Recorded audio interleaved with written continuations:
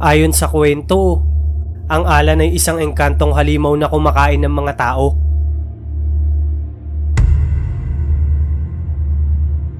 Sa oras na pitasin mo ang bunga ng punong kahoy na tinitirhan nito, aatakihin ka nito.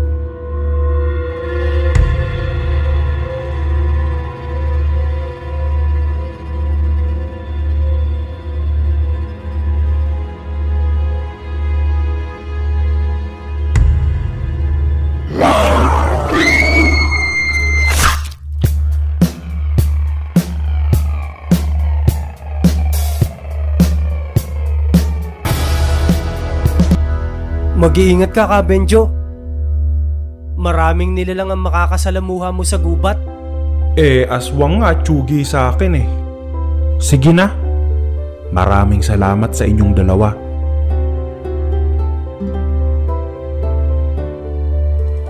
Benjo, my friend.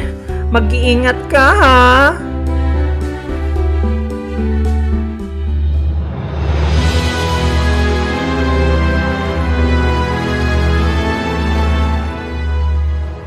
Ito na ang simula ng aking paglalakbay. Gabayan sana ako ng Panginoon sa mga kakaharapin kong panganib.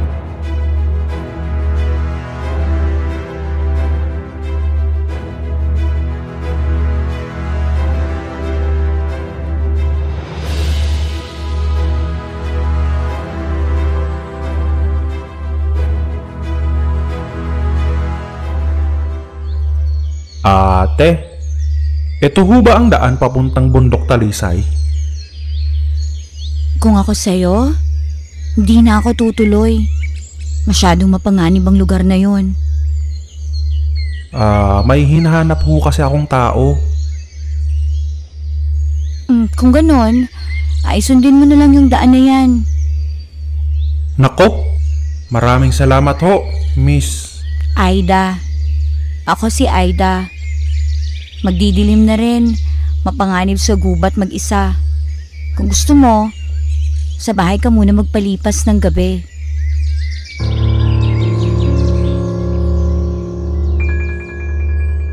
Nako, nakakahiya naman ho.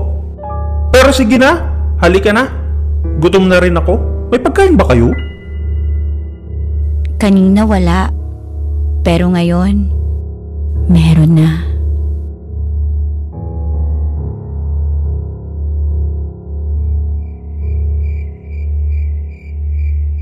Ate Aida? Ha? Mag-isa ka lang ba dito? Oo, sanay na ako.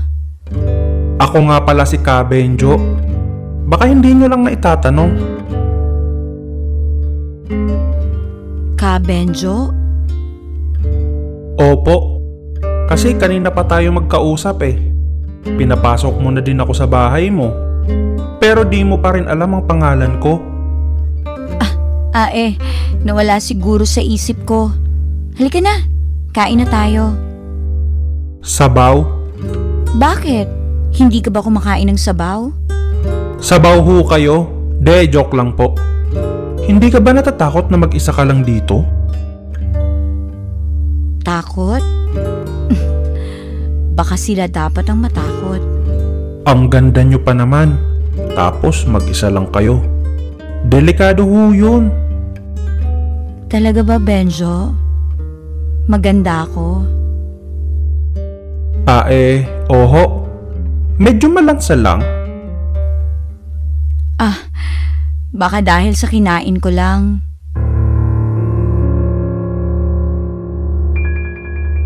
Kinain?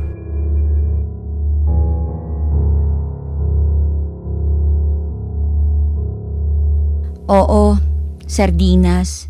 Ikaw naman, ano bang nasa isip mo? Wala. Toothbrush din pag may time. Teka, hindi ka ba kakain? Di ba sabi mo nagugutom ka? Hindi na ho. Sumakit ho kasi ang ngipin ko. Toothbrush din pag may time.